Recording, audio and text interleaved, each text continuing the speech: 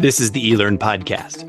If you're passionate about the future of learning, you're in the right place. The expert guests on this show provide insights into the latest strategies, practices, and technologies for creating killer online learning outcomes. My name's Ladek, and I'm your host from Open LMS. The eLearn podcast is sponsored by eLearn Magazine, your go-to resource for all things online learning. Click-by-click how-to articles, the latest in EdTech, spotlight on successful outcomes and trends in the marketplace. Subscribe today and never miss a post at elearnmagazine.com. And Open LMS, a company leveraging open source software to deliver effective, customized, and engaging learning experiences for schools, universities, companies, and governments around the world since 2005. Learn more at openlms.net. Hello, everyone. Welcome to the eLearn podcast. As you just heard, my name is Ladek, and I am here with a gentleman who probably needs no introduction. I mean, I think that you've been around the block for quite a while. His name is Andy Pass. Mr. Pass, how are you doing today? I'm good, Mr. Ladek. Good to meet you. Well, not meet you. I've known you, but it's good to be with you. Yeah, absolutely. 100%. And as before in the green room, before we pushed go here, you said, I wanted to make sure that people saw my awesome bike behind me. So tell me about that bike behind you. So that bike behind me is a trike. Okay.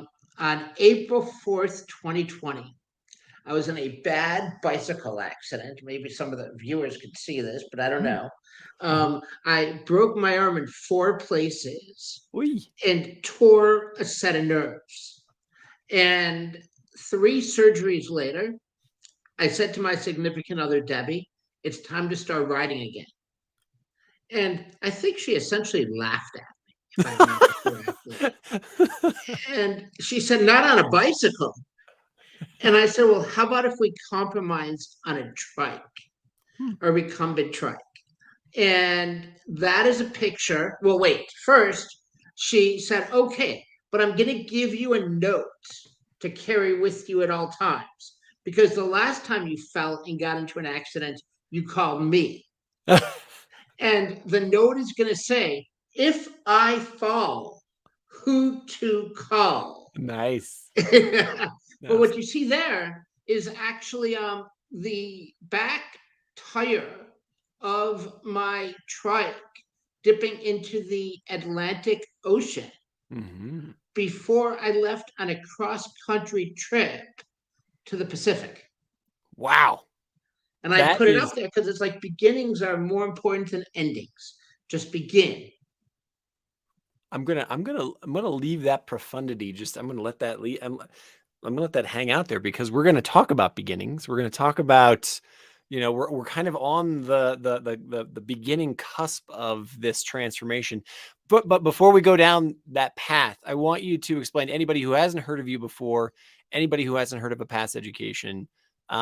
Give us the 90 seconds on who you are, where you come from, what you focus on, those kinds of things.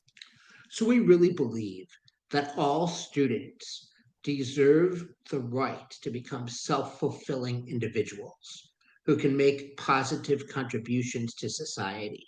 In short, that all students deserve to be empowered. And we believe that the best way to do that is by developing creatively engaging content. And so we have hundreds of contractors who work with us, who are writers, editors, subject matter experts, instructional designers, artists, producers, world language experts. And we develop courses, lesson plans, assessment items, learning objects, textbooks for different organizations. All right. I mean, you do it all. There you go.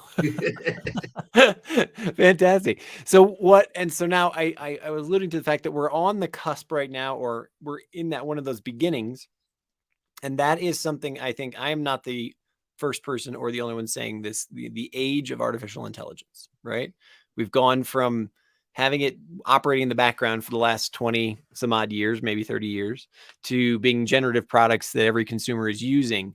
And the thing that you wanted to talk about was, what does a personalized AI device look like for a student? So set the stage for us. Tell us your vision. Tell us what's there. What is that in your, what are you putting on the table there? So the vision is that every student brings so many different characteristics with them into the learning process, be it the way that they think about content, the way that they ingest content through their senses, the different experiences that they've had, even on a given day, the challenges that they're struggling with that have nothing to do with learning. I envision a day when every student is going to have a personal learning device. And with that personal learning device, it's going to understand the student deeply, about as deeply as you can get. Okay. And therefore, it is going to be able to provide access to the content, AKA teach the content, in just the right way that the student needs the content taught. Now, there's all kinds of questions, so I'm going to stop there and let you. Sure. Yeah. No. So the first thing in your mind right now, I mean, we're here. It's August 2023. What does that look like to you? Does that look like a tablet? Is it a smart device? Like like if I were to just what's the physical manifestation of this thing? I envision it actually being sort of like a wristwatch. That okay. Has a beam that comes up, and there's like an avatar that interacts with the student and so knows like straight up R2-D2 kind of thing. Oh yeah. Okay. Sort of like Princess Leia. Exactly. Help me, Obi-Wan. Does anything like that? I mean, is this truly a vision for something that is, who knows, maybe a year from now? I don't know. But is this something that doesn't exist at all? Or have you already seen either pieces of this or are you working on something like that or what? So I've seen that we're getting closer and closer to it. Perhaps not with the watch, but with the differentiated instruction that asks learners questions and then provides them with different tutorials to teach them the information that they need. And we are not currently working on something like this because we don't develop our own content or our own products. I prefer to think of us as the McKinsey of the content development world for K-20. But this is obviously an idea that we could theoretically bring to some companies somewhere and help them develop. And I do think that in time, we're going to get to a point where that's a real possibility. In fact, just not a possibility, just something that is going to be there. And then parents are going to have a difficult time making a decision. Do they let the AI access every single thing about their child? It's just that you're stealing my next question, because I know that already we have huge debates. Let's forget about kids for a second. We already have huge debates around access of your data, around my personally just using like a smart device or a smartphone right now, right? I mean, there's the amount of data that is being ingested by tech giants and whatnots, and then used for good, bad, ugly, and everything in between purposes is something. But then you put kids in the mix, and then it becomes a real thing.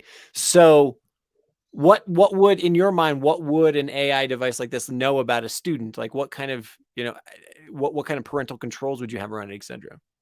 Well, in my science fiction mind, if you will, it would know everything, even fantasies, things that nobody else knows about the child, and perhaps the child doesn't even know about him or herself, so that it can use those things to produce the very highest quality learning experience.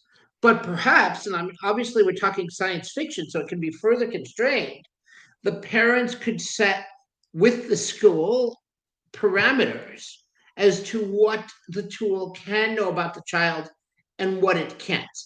Mm-hmm. And where would guidance come in terms of like a learning pathway, in terms of subject matter material, in terms of direction in general, in terms of ensuring, I mean, there's, I guess, let's just leave it there. What kind of guidance would you see there? Because if I'm giving someone or a student in 6th grade, this watch that sort of is a self-guided tour to whatever they want to learn, does that create a million different paths for a million different kids or a billion different kids or whatever? And how do we guide that? Where's the role for the teacher? So I'm not saying that the student can pick anything that they want to learn. Mm-hmm.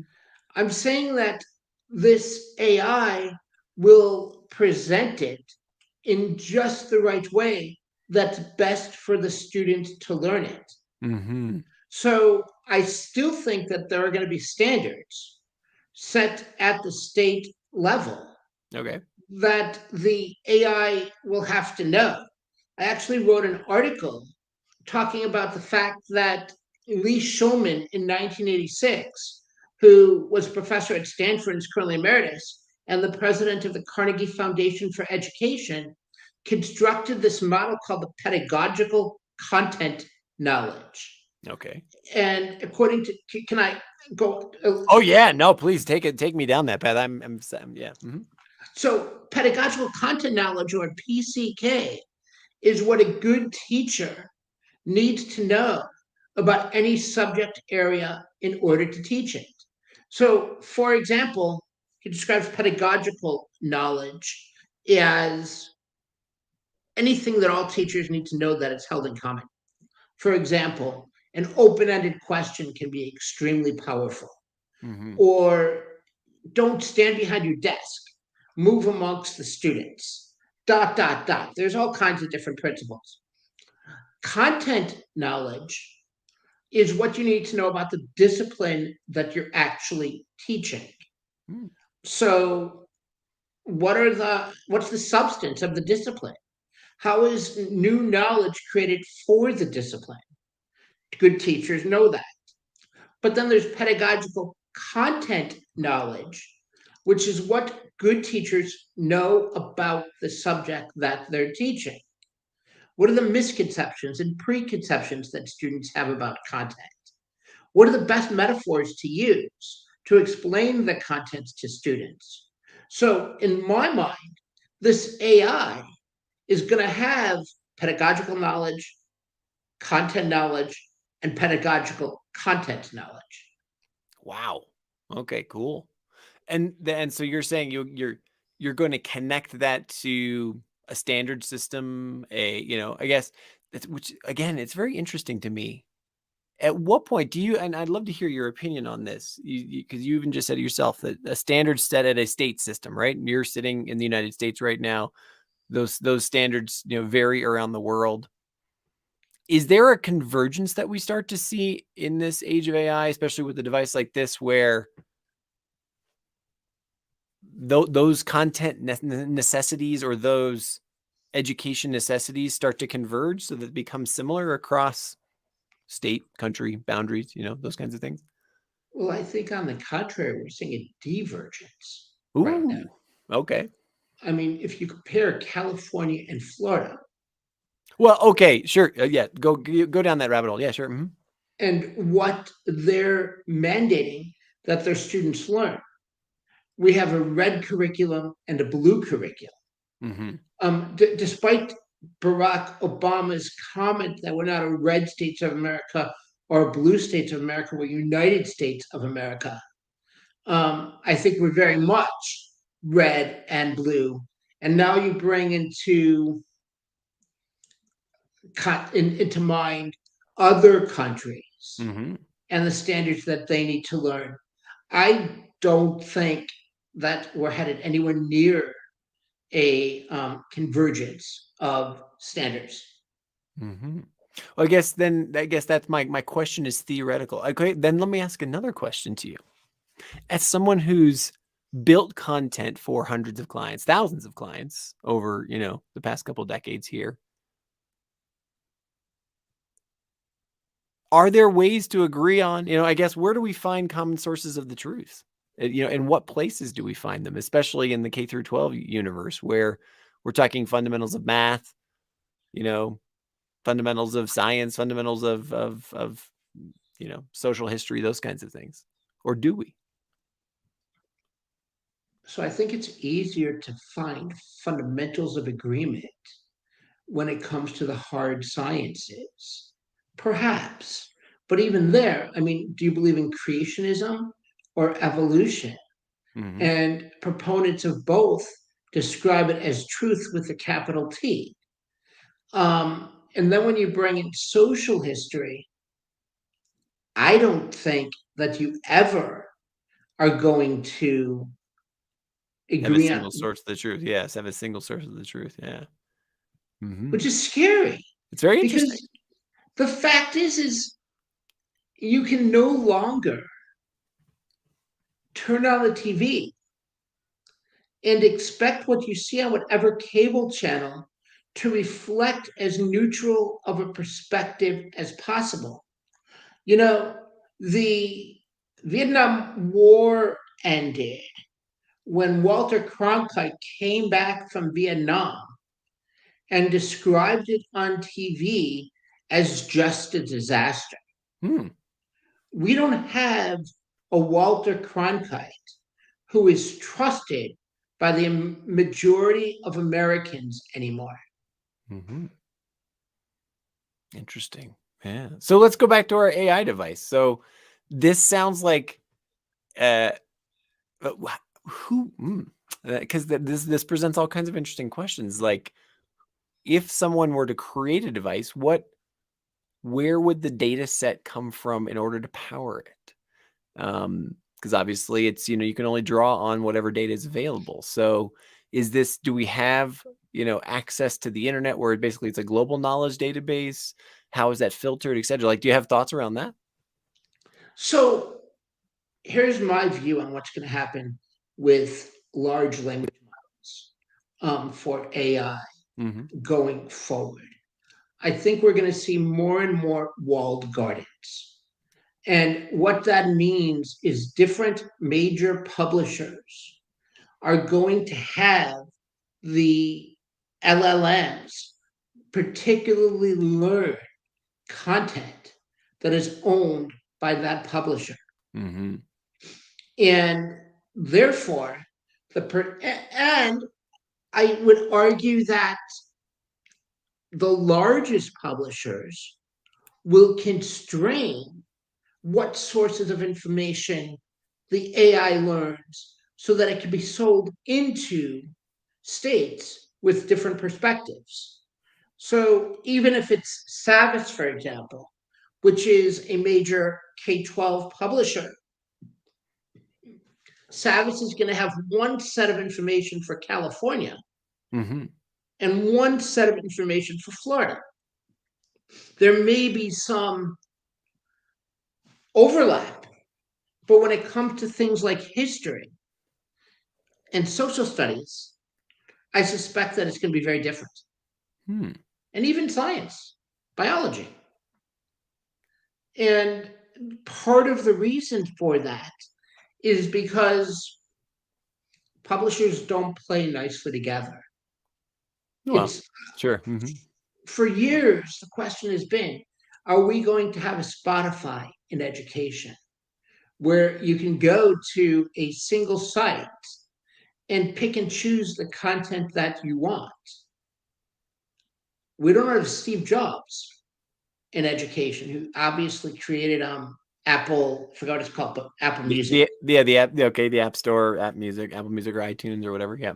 Yeah, but maybe if we do get a Steve Jobs, we will be able to he was forceful in making companies come together and put everything on the App Store and iTunes. Who knows? Maybe there will be somebody like that who comes, but we still don't have him or her. And so everything is I think divergence is the word. And the publishers are going to sell access to their own personal AIs. Interesting. So I'm going to ask one more dangerous question. So it sounds to me like with that vision, we end up creating lots of silos, lots of bubbles, essentially, in not only the United States, but in different parts of the world. How do we break those boundaries? How do we move from one to another? How do we learn about things outside the bubble that we're presented with? I'm Jewish, Ladick. And in Judaism, there's a concept that when someone asks you a question, you ask them a question right back. Okay. I didn't realize that was exclusive to Judaism. Okay. So I'm asking you, as the information becomes more and more divergent, how do we ever come back together? I'm a huge proponent in working towards solutions that look for human flourishing for everyone, right? So, I mean, I think we're all on this planet together. We all have much, much more in common than we do apart. And so I don't know that for me, this would be the role that a national government would play. This would be a role that a strong set of a majority of parents would play, especially, in a society like the United States or something like that. I wonder as well, though, what societal function or what societal moment would be required in order for us to kind of step back from some of the difficult conversations that we have right now and say, hey, wait, you know what? We're kind of all in this together.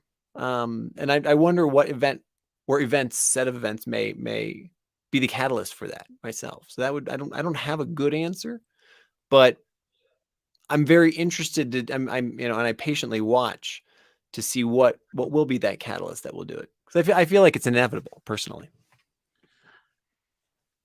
That's interesting. I think so. I read an interesting book not too long ago by, I can't remember what the author's name was, but he's a New York Times editorialist and writes a bunch, in which he said that Democrats and Republicans are further apart now than ever before.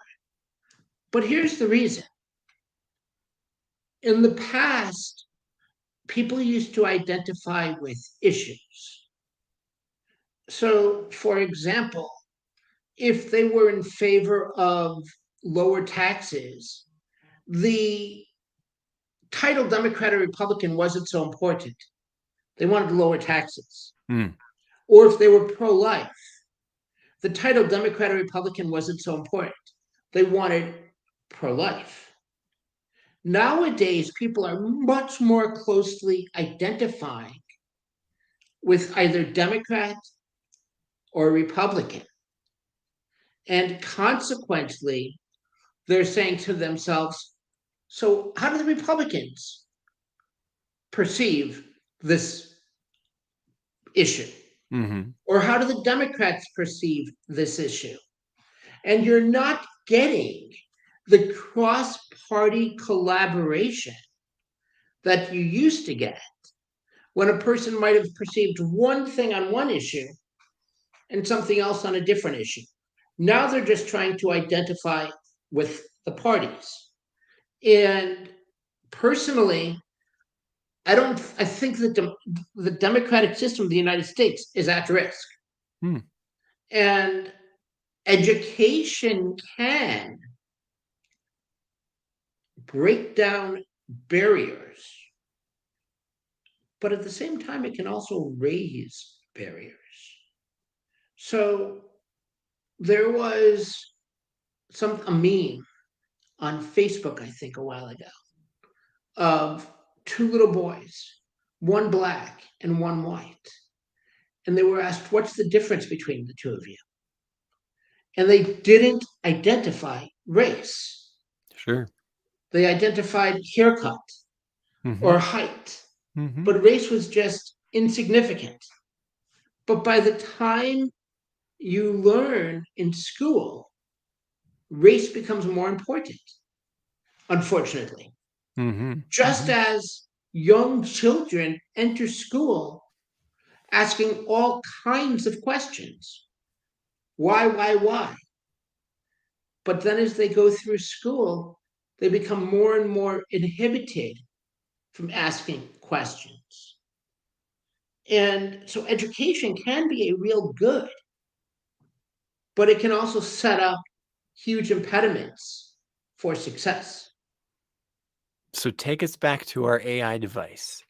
How will our AI device help to fulfill the mission of a past education in terms of empowering a learner, in terms of, creating that confidence to ask that why, in terms of breaking down those barriers? How could we create something that would allow for learners to, create their own, a learning journey that is specific to themselves, but one that also engenders that positive future, that positive outcome? That's a really great question that I'm sitting here thinking about as you asked it. And forgive me for thinking it through out loud, Sure, of course. but I We're, will I mean, try. we're literally on the beginning of this conversation for everyone. I mean, I don't think anyone has an answer, right? Probably not. And here, so APAS, as I said, tries to think of itself, it does think of itself as the McKinsey of the content development world for K-20, which means that we help organizations ideate as to what they want to build. And we help organizations think of the best products and how they might bring products together and to have cohesive visions. And at the same time, if they want to separate products, do that as well. But ultimately, I would argue that in the K-20 space, every education company needs to be reactive or it is not going to succeed. And it needs to be reactive to the state standards because that dictates what is taught in schools. Okay. And what is tested, and the tests are developed by state departments of education, is taught. So sadly, I don't know if on our own we'll be able to break down those barriers. What we will be able to do, however, is to provide creatively engaging content. And creatively engaging content, in my mind, I'm not talking about cartoons. I'm talking about meaningful products. Teach kids how to think and how to be critical analyzers. And once you know how to think, the kids themselves can break down those barriers and become a more cohesive society. I'm not sure what question to ask you next about, because we've gone into a place in this conversation I did not expect, which is totally fantastic. Because it's a fundamental piece that I think I see a lot of people, talking about now more and more. So recently, I met and had a conversation with a gentleman named John Fila.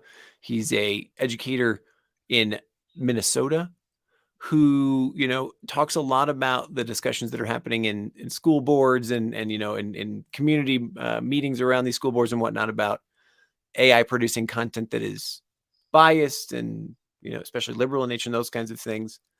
And so I'm very interested to know, or I'm interested to see, how do we come to an agreement on what we would use these tools for, and who would have access to them, and again, it really comes back to, an algorithm's an algorithm.